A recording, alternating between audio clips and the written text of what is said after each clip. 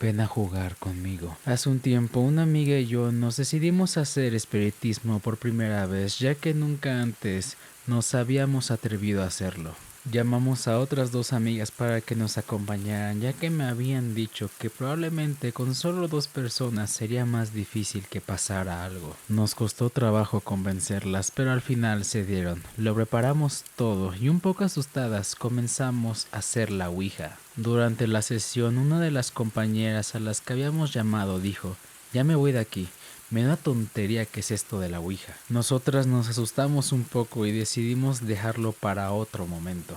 Al cabo de unos días, la compañera que se había ido me llamó aterrorizada, diciéndome de que en el camino a casa, después de haber ido a estudiar a la biblioteca, al pasar por delante de una casa en ruinas que hay cerca de su hogar, vio una niña vestida de blanco que le había pedido que jugara con ella. Mi amiga le dijo que no podía, ya que tenía prisa por llegar a su casa, y acto seguido, la niña comenzó a llorar con lágrimas de sangre. Mi amiga salió corriendo y al llegar a su casa fue cuando me llamó. Hasta ahí fue todo lo que me contó mi amiga. En un principio me lo tomé como broma, pero algo me hacía pensar que mi amiga me estaba hablando muy en serio. En mi habitación comencé a darle muchas vueltas al asunto y me acordé del día que habíamos hecho espiritismo y de las malas maneras con las que mi amiga se había retirado. Pensé que no tendría nada que ver y me dormí. Al día siguiente, esa misma amiga me llamó porque iba a quedarse sola en casa estudiando y tenía miedo, así que decidí acompañarla, ya que yo también tenía que estudiar. Tomé el autobús y ya en su casa nos pusimos a estudiar. De repente oímos en nuestra espalda un ruido como de rasguños. Las dos miramos y comprobamos horrorizadas que la niña que ella me había descrito estaba sentada sobre la cama de mi amiga, arañando la pared. Salimos corriendo de la habitación y al llegar a la puerta observé que mi amiga no estaba, pero yo estaba demasiado asustada para esperarla. Un rato después, la policía llamó a mi casa informándome que mi amiga había muerto de un ataque de asma. La habían encontrado en las escaleras de su casa con una expresión de terror en su cara. Yo estuve en entrenamiento psiquiátrico unos cuantos meses y ya me estaba recuperando, pero el otro día en mi buzón apareció una nota escrita con la letra de una niña pequeña que decía: "Tu amiga murió porque no quiso jugar conmigo". Además decía que tiene una nueva muñeca. Yo creo que es una broma, ya que nuestra historia se ha vuelto muy popular en el pueblo. Pero por otra parte tengo miedo y me pregunto si ella vendrá por mí. Y así damos inicio a Rincón Paranormal. Bienvenidos. Sitio para uno más. Un hombre llamado Joseph Blackwell llegó a su hotel debido a un viaje de negocios. Esa noche pasaron un buen rato conversando y rememorando viejos tiempos, pero cuando Blackwell se fue a la cama, comenzó a dar vueltas y no era capaz de dormir. En un momento de la noche oyó un coche llegar a la entrada de la casa. Se acercó a la ventana para ver quién podría arribar a una hora tan tardía. Bajó la luz de la luna y vio un coche fúnebre de color negro lleno de gente. El conductor alzó la mirada hacia él. Cuando Blackwell vio su extraño y espantoso rostro, se estremeció y el conductor le dijo: "Hay sitio para uno más". Entonces el conductor se esperó 1 o 2 minutos y luego se retiró. Por la mañana, Blackwell les contó a sus amigos lo que había pasado. "¿Estaba soñando?", dijeron ellos. "Eso debe de haber sido", respondió él, "pero no parecía haber sido un sueño". Después del desayuno, se marchó a la ciudad. Pasó el día en las oficinas y en uno de los nuevos y altos edificios de la urbe. A última hora de la tarde, él estaba esperando un ascensor que lo llevaría de vuelta a la calle, pero cuando se detuvo en su piso, este se encontraba muy lleno. Uno de los pasajeros lo miró y le dijo: "Hay sitio para uno más". Se trataba del conductor del coche fúnebre. "No, gracias", dijo Blackwell. "Esperaré al siguiente". Las puertas se cerraron y el ascensor empezó a bajar. Se oyeron voces y gritos y un gran estruendo. El ascensor se había desplomado contra el fondo. Todas las personas que se habían subido a bordo murieron. María Rosenthal. Esta es una historia que ha pasado de generación en generación por los pasillos de los monasterios y conventos religiosos. Tal como aquel relato de los túneles que conectaban a los sacerdotes con las monjas, ha sobrevivido por siglos en boca en boca. Se cuenta que en el monasterio Hugenhardt, Alemania, allá por el 1742, la hermana Josephine Rosenthal apareció repentinamente embarazada. Se la sometió a varios exámenes, dando como resultado la confirmación de su virginidad, además de que se determinó que era imposible de que pudiera quedar embarazada en el monasterio. Su historia había llegado a los oídos de Levat y embarazada de 6 meses fue llevada ante el Consejo Benedicto número 14. Fue inspeccionada nuevamente y se ratificó que Josefina había sufrido inmaculada concepción, a pesar de los intentos de sofocar la popularidad de esta historia. El padre Arik acordó que el supuesto evento sagrado debía de ser visto como buena señal, y Josephine fue movida de su convento a una capilla donde se le podía venerar. Fue un momento auspicioso para el monasterio, fundado en 1074 por el conde Hortolf y su hermana Hiltrudis. El último de la familia noble de la Ratoponen, Josefina había nacido en el convento de monjas y había vivido una existencia ortodoxa. Su único contacto con los hombres era de Levat, aunque su estilo de vida fue examinado por cuestiones de fe. Josephine dio a luz a una niña a los 8 meses de embarazo. Lamentablemente, moriría en la labor del parto debido a la pérdida de sangre. La niña fue bautizada como María, siendo recibida con entusiasmo por las monjas, mas no así por el Consejo Benedicto número 14, quienes esperaban a un varón para usarlo como un nuevo pseudo-mesías y anunciar la segunda venida de Cristo. A pesar de esto, la multitud empezó a venerar a la niña, la consideraban una santa, la visitaban todos los días y de pronto se convirtió en un estandarte femenino. Escribiría varios libros sobre el maltrato que se le recibía a la mujer en la institución eclesiástica, tratados que eran recibidos de muy buena manera por el pueblo. Poco a poco, la Iglesia Católica temía el ascenso de una nueva María, amenazando ser cabeza de la institución. Súbitamente, a la edad de 33 años, María cae enferma. Los síntomas se agravaban y muere repentinamente. Al inicio de su descenso, fue visto como otro signo mesiánico. Al ser de la misma edad de la que supuestamente murió Jesucristo, las monjas, las compañeras inseparables de María, embalsamaron sus restos y en el proceso descubrieron que estaba embarazada. El feto había muerto, quién sabe hace cuánto, y fue el responsable de ocasionar el fallecimiento de María.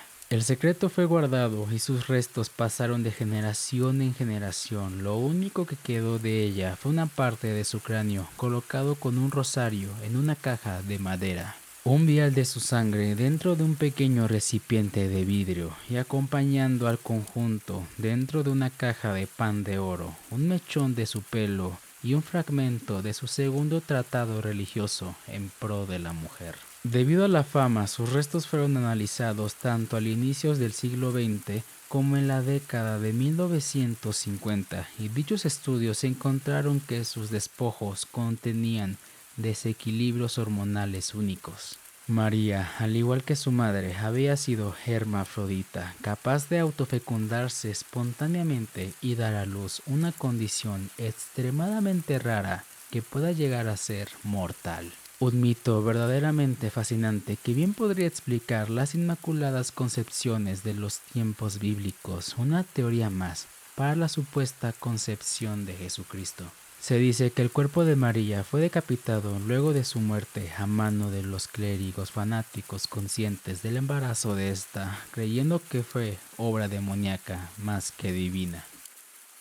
El susurro. Nunca dejaba de oírlo. Desde que se mudó al palacete de sus ancestros, comenzó a escuchar un susurro incesante. Parecía traerlo el viento. Se colocaba a través de las piedras de los muros, surcaba los pasillos, se perdía entre los jardines, no comprendía lo que decía, aunque se quedara largas horas en silencio, pues las palabras que se asemejaban al silbido de la brisa, al ronroneo de un gato. Intentó ignorarlo en vista de que no sacaba nada en claro de lo que decía, pero con el tiempo el silbido se hizo tan presente que le resultó imposible no prestarle atención. No había forma de adivinar qué quería, incluso preguntó a quienes la visitaban, pero nadie, salvo ella, oía más del silencio. La oía a todas horas, por la mañana, por la tarde, por la noche, y en caso en la madrugada. Por esa razón, tras mucho tiempo, decidió seguir al susurro y descubrir de dónde provenía.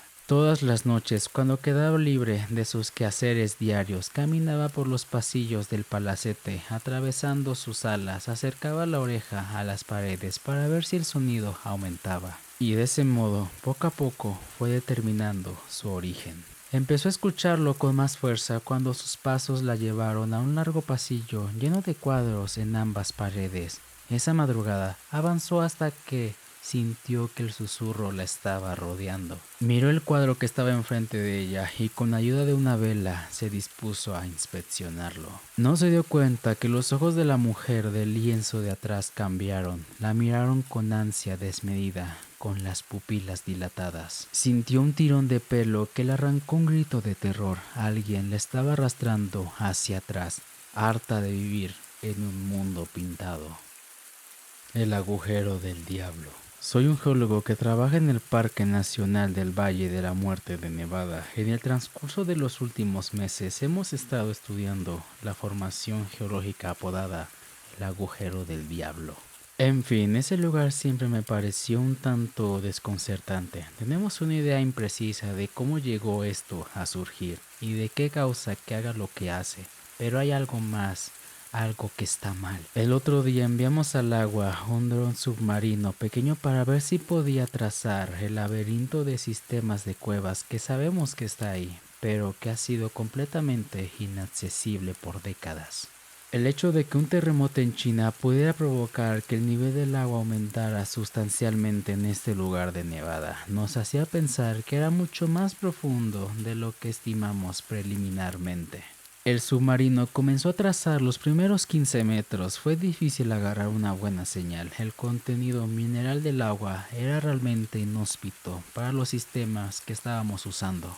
Y la forma en la que se comunicaban entre sí, sin mencionar que una vez que llegas hasta ahí abajo, el agua supercalentada cerca de los conductos geotermales es suficiente para inutilizar el dron por completo. Alrededor de los 23 metros, la señal se puso bastante delicada. Teníamos unos cuantos minutos de comunicación decente, pero luego se cortaba en su totalidad y nos dejaba preguntándonos si el submarino había chocado o si se había dañado irremediablemente. Durante los momentos cuando podíamos mover el dron, explorábamos de cueva en cueva e íbamos más y más profundo. El agua estaba bien por encima de su punto de ebullición.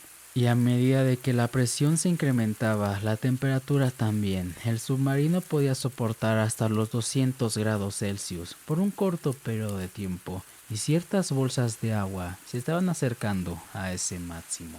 Llegamos a un punto relativamente cálido, alrededor de los 107 grados Celsius, y se nos dijo que esperábamos. Greg, el sujeto que estaba operando el equipo óptico del dron, seguía insistiendo con que veía destellos de luz muy por debajo de nuestra posición. Yo insistía con que el equipo estaba funcionando mal y causando los destellos. Pero Greg no se callaba sobre otro sensor que estaba registrando explosiones de calor al mismo tiempo en que aparecían los destellos. Discutimos por un momento breve y el dron se mantuvo en su sitio. El nivel del agua en el agujero comenzó a elevarse. Eso no era inesperado, pues una cantidad increíblemente pequeña de actividad sísmica en cualquier parte del mundo era suficiente para mover el agua de aquí. Seguimos peleando y no notábamos que hubo más destellos en la pantalla hasta mucho después cuando analizamos el video.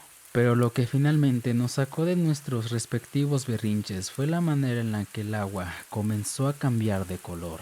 Pasó de su tono normal a un rojo apagado. Greg le echó un vistazo a la pantalla y notó que la profundidad del agua en la caverna, originalmente de 11, había cambiado a 107.600 metros. Sabíamos que tenía que ser un error.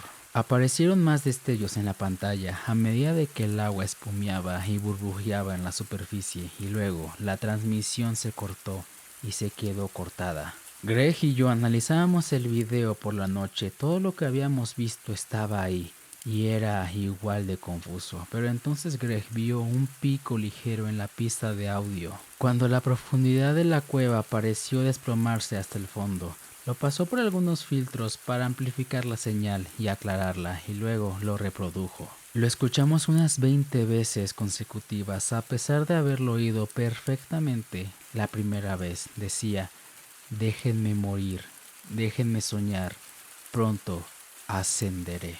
Correspondiente con el incremento masivo de la profundidad y con la última palabra del mensaje, hubo un destello más en el último fotograma antes de que el dron se perdiera. Después de que Greg lo aclarara, vimos lo que era un único y brillante ojo rojo que parecía tener el tamaño de una casa.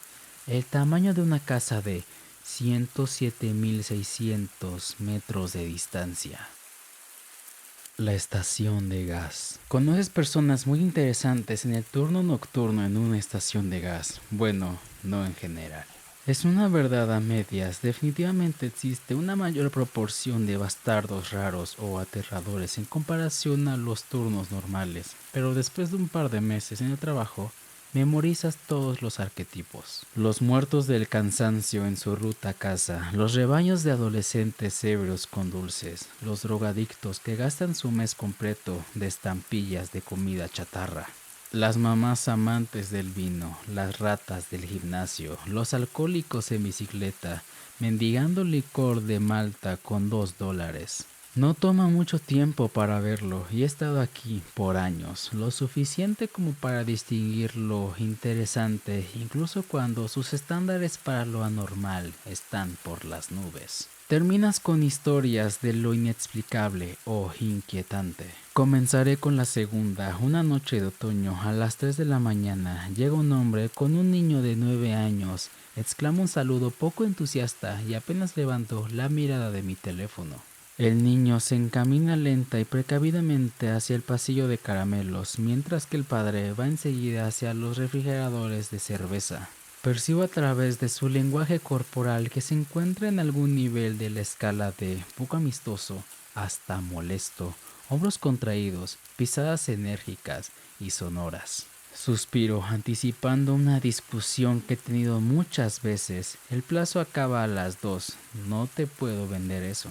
Detiene su mirada en mí y se mueve pasillo abajo sin decir nada. Agarra un té y se dirige hacia el mostrador. La forma en que camina me da la impresión de que me va a golpear.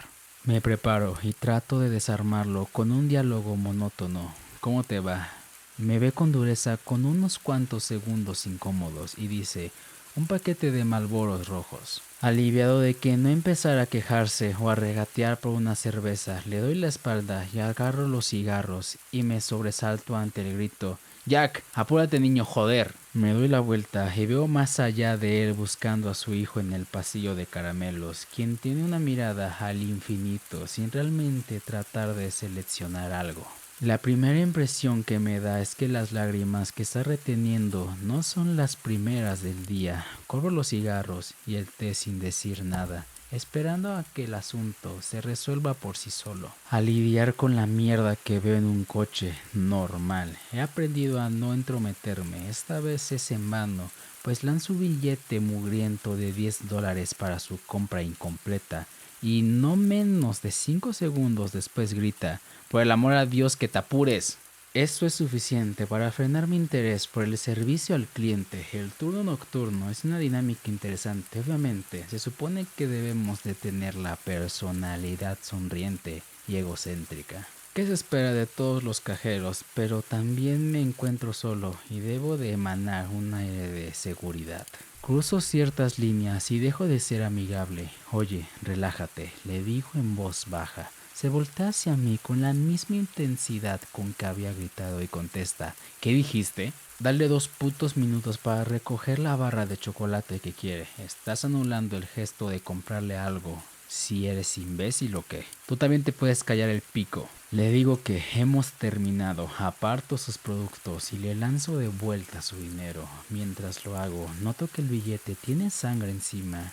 Luego noto que los nudillos de su mano derecha están lancerados, aún resumando sangre coagulada. Ahora estoy seguro que el asunto podría llegar a algo físico. Fácilmente soy unos 8 centímetros más alto y 40 libras más pesado que él. Pero quién sabe la locura que pueda tener en sus bolsillos. La brillante política de la empresa no permite armas, pero mantengo algunos sustitutos convenientemente cerca. Me pongo en posición para agarrar la billetera y le digo, apuesto que tu niño ya se quiere ir. Puede quedarse con el caramelo, dándome la misma mirada prolongada e inquietante, y responde con calma, ya vuelvo. No me quedé para averiguar qué era lo que tenía en mente. Corrí y llamé al 911 desde la oficina trasera. Me sentí un poco estúpido describiendo un altercado con un hombre que solo estaba siendo un cretino, pero lo observaba por medio de las cámaras de vigilancia. Rebuscando en su asiento trasero, le describí el auto a la operadora y me preguntó, ¿lleva un niño pequeño? Incluso antes de que la llamada terminara, comencé a escuchar patrullas, demasiadas. Me tomó algunos días y unas cuantas conversaciones con la policía hasta tener toda la historia. Las patrullas llegaron en respuesta a una alerta amarilla. Jack, el padre, trágicamente había perdido el derecho de visitar a su hijo por petición del niño, inconforme con un simple secuestro. Su ex esposa fue mutilada irreconociblemente con un martillo. Las heridas que vi en sus nudillos eran astillas de cráneo. Esto pasó a 6 horas de distancia de la tienda y fuimos el primer lugar en el que se detuvieron. Trató de no pensar en qué hubiera pasado si el niño hubiese escogido un chocolate con prontitud. Y hasta aquí el episodio del día de hoy, queridos oyentes de Rincón Paranormal. Espero que les haya encantado, al igual como a mí, narrarles como siempre estas anécdotas e historias paranormales. Así que los veo el día de mañana. Se cuidan mucho. Bye bye.